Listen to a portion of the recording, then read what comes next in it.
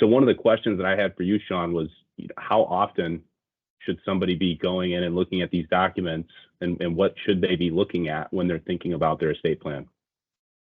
I think that's a great question, and it also drives, who should you ask the question to?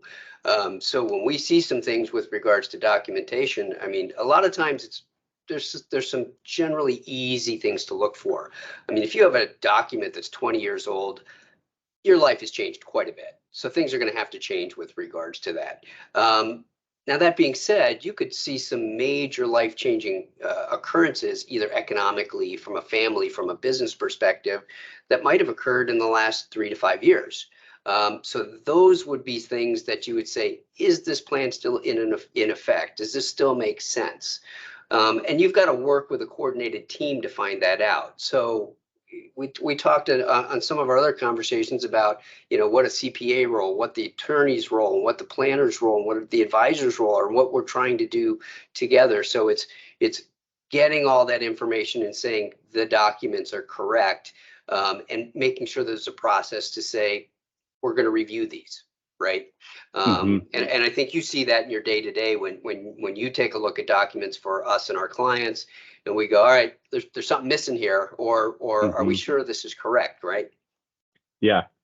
Another one that I think is interesting when we talk estate planning, I think there are definitions and terms that to the general public might just be a little extreme. What is your take on complexity when it comes to estate planning?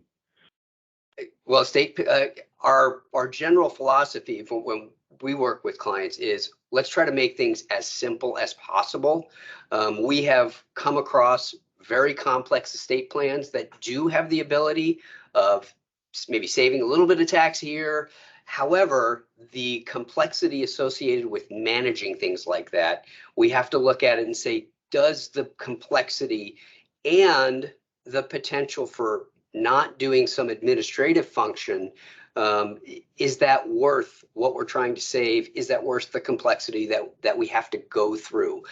So those are always things that we have to look at when we're looking at an estate plan. Is people have to live with an estate plan. So you don't want to hear, and a client certainly doesn't want to hear, oh, gee, you can't use that trust for this, unless it's a really good reason. So those are big things from our perspective that we have to look at and bring those down to the client. Say, does this make sense? Or, as we learned today, are there things that we need to do to change things, even though, the reason that they put in place still exists? There are laws and tax changes that may be a better fit for that particular type of planning. So it's safe to say that reviewing these documents frequently with your professional advisory team is probably a good way to go. And then as things change in your life, legislatively, you've always got the team there to help support and change things where needed.